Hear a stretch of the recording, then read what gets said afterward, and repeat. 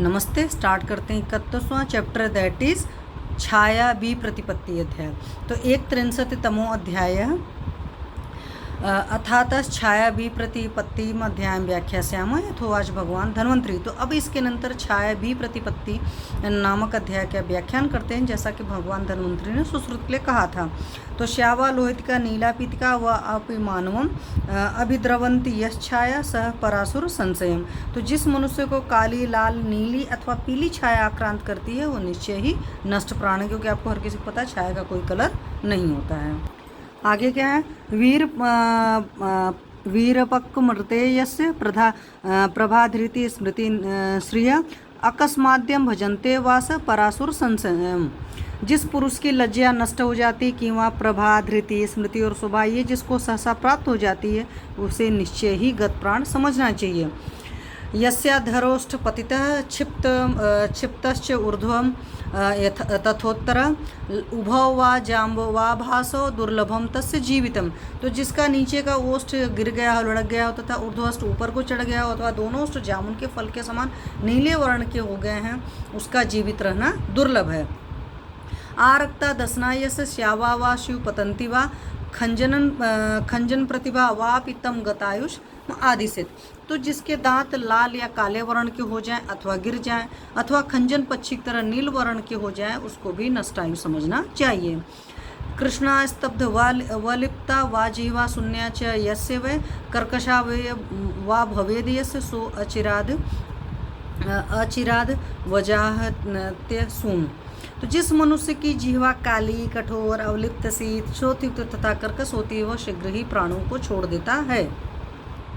आगे क्या है, कुटिला स्फुटता वा अपशुष्का वा यस्य नासिका अस्फुर्तरि मंगना वा न स जीवति मानतो। तो जिस मनुष्य की नासिका टेढ़ी, फटी हुई, शुष्क हो तथा शब्द करती हो या बैठ गई होती हो, मनुष्य जीवित नहीं रहता। संक्षिप्ते विस्मय स्तब्धे रक्ते स्रस्ते च लोचने स्याताम वा प्रसृते यस्य स गतायुर्नरो ध्रुवम। तो जिस पुरुष के नेत्र संकुचित, विषम, स्तब्ध, आरक्त हों तथा नीचे को या बाहर को लटके हुए अथवा बहते हों, वह मनुष्य निश्चय ही गत प्राण है। तो आगे क्या है, केशा सीमांतिनो यस्य संक्षिप्ते बिनते भ्रुव लूनंती च अच्छिपचमाणी सो अचिराद याति मृत्यते। तो जिस पुरुष के सिर के बालों में सीमंत मांग हो गई हो तथा भौहें संकुचित और झुक गई हो तथा वह आंखों की पलकों के बालों को नोचता हो, वह शीघ्र ही मृत्यु के अधीन हो जाता है।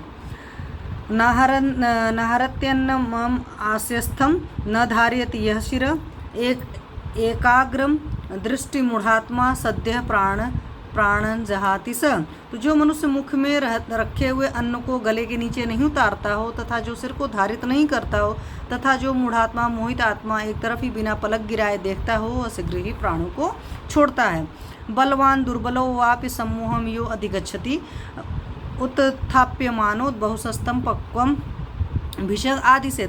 तो जो बलवान अथवा दुर्बल पुरुष उठाते समय मूर्छित हो जाता हो उसे पक्व मतलब मरने वाला समझना चाहिए।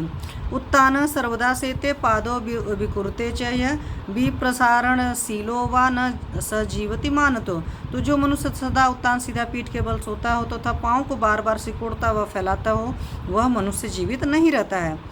शीतपाद करोच्छ्वास छिन्नोच्छ्वास यो भवेत काकोच्छ्वास यो मर्त्यस्तम धीरम परिवर्जते। तो जिस मनुष्य के पैर, हाथ और श्वास से ठंडे हो गए हैं तथा जो छिन्न श्वास लेता है अथवा जो कौवे की तरह मुंह खोल करके सांस लेता हो, उसे धीर वैद्य वर्जित कर दें। आगे क्या है, निद्रा न छिद्यते यस्य यो वा जागर्ति सर्वदा मुहेद्या वक्तु कामश्च प्रत्याख्येय स जानता। तो जिस रोगी की नींद खुलती ही नहीं हो अथवा जो रोगी सदा जागता ही हो अथवा जो रोगी बोलने की चाहना करने पर मूर्छित हो जाता है, उसे विज्ञ वैद्य त्याग देवें। उत्तरोष्ठश्च यह लियाद उत्कारांश करोति यह प्रेतर व भाषते सार्धम प्रेतरूपम तमादिशित। तो जो रोगी ऊपर के ओष्ठ को चूसता हो तथा उत्कार करता हो, डकारें करता हो अथवा प्रेतों के साथ बात करता है, उसको प्रेत रूप नृत्य ही समझो। खेभ्य सरोम कूपेभ्यो यस्य रक्तम प्रवर्तते पुरुषस्य अभिशार्तस्य सद्यो जज्ञात सजीवितम। तो जिस मनुष्य के विष खाया हुआ नहीं होने पर भी रोमकूपों से तथा शरीर के अन्य द्वारों से रक्त बहता हो, वह शीघ्र ही जीवन को त्यागता है। वातस्थीला तु हृदय यशूर्ध ऊर्धम अनुयायिनी रुजा अन्न विद्वेषकारी स परासुर संयसन। तो जिस पुरुष के हृदय के अनंतर वायु की गांठ उत्पन्न होकर ऊपर को चढ़े तथा पीड़ा और अन्न में विद्वेष करती हो, निश्चय ही गतायु है। अनन्य उपद्रव कृत शोफ पाद समुत्थित पुरुषम हंति नारीम तु मुखजो यो द्वयम। तो किसी अन्य पुरुष के किसी अन्य रोगों को उपद्रव स्वरूप में उत्पन्न न होकर स्वतंत्रतया पाँव में उत्पन्न शोथ पुरुष को मार डालता है, इसी प्रकार मुख पर उत्पन्न शोथ स्त्री को मार डालता है। गुह्य स्थानों पर उत्पन्न हुआ शोथ स्त्री पुरुष दोनों को मार डालता है। तो कोई बीमारी नहीं थी, अचानक जब शोथ हो गया तो ये चीज़ें हैं। आगे अतिसारो ज्वर हिक्का छर्दी सुनांड मेढ़ता श्वासिन कासिनो वाप यस तम छिड़म आदि से। तो अतिसार ज्वर हिक्का वमन अंड ग्रंथि तथा मेट्र में शोथ या उपद्रव श्वास या कास रोगी के उत्पन्न होने पर उसे क्षीण समझना चाहिए। स्वेदोदाहश्च बलवान हिक्का श्वासश्च मानवम बलवंत में प्राणे वियुंजन्ति न संशय। अधिक पसीने का आना, दाह होना तथा जोर की हिक्का और श्वास से उपद्रव बलवान रोगी को प्राणों से युक्त कर देते हैं, जिसमें कोई संदेह नहीं है। स्यावा जीवा भवेदस्य सभ्यम च अच्छी निमज्जति मुखं च जायते पूतियम से तम परिवर्जयत। तो जिस मनुष्य की जीवा काली हो गई हो, बायां नेत्र भीतर घुस गया हो तथा मुख में दुर्गंध उत्पन्न हो जाए तो उसकी चिकित्सा नहीं करनी चाहिए। वक्त्रम आपूर्यते अश्रुणाम स्विदतश्चरम चरणावुः चक्षुश्च चाकुलताम याति यम राष्ट्रम गमिष्यते। तो यमराज के राष्ट्र में जाने वाले पुरुष का मुख आंसुओं से भर जाता है तथा दोनों पांवों से पसीना आता है और नेत्र व्याकुल हो जाते हैं। अतिमात्रम लघुनि स्यूर्गात्राणि गुरुकाणि वा यस्याकस्मात् स विज्ञो गंता वैवस्य तालयम। तो जिस मनुष्य के शरीर के अवयव सहसा अधिक मात्रा में हल्के हो जाएं अथवा भारी हो जाएं, वह हिमालय में जाने वाला है। पंक मत्स्य वसातैल घृतगंधाशये नरा मृष्टगंधाशये यान्ति गंतारस्त यमालयम। तो जो मनुष्य कीचड़, मछली, चर्बी, तैल, घृत इनकी गंधयुक्त या अन्य मिलित गंधयुक्त हो जाते हैं, वे हम लोग को जाने वाले होते हैं।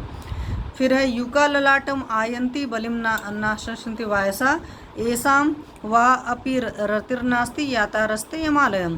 तो जिसके ललाट प्रदेश में जुएं आ जाती हैं, जिसकी दी हुई बलि को कौवे भी नहीं खाते तथा जिनको कहीं भी आराम नहीं मिलता, वे हम लोग को जाने वाले होते हैं। फिर है ज्वर अतिसार शोफा स्यूरस्य अन्य वसादिन प्रक्षीण बल मांसस्य नासो शक्य चिकित्सितम। तो जिस पुरुष में परस्पर एक दूसरों के उपद्रव के कारण ज्वर, अतिसार तथा शोक रोग उत्पन्न हो गया तथा रोगी का बल और मांस क्षीण हो गया, तो उसकी चिकित्सा करना शक्य नहीं है। आगे क्या है? क्षीणस्य यस्य क्षुतृष्णो हृदय मिष्ट तथा न साम्यतो अन्नपानश्च तस्य मृत्युरुपस्थित।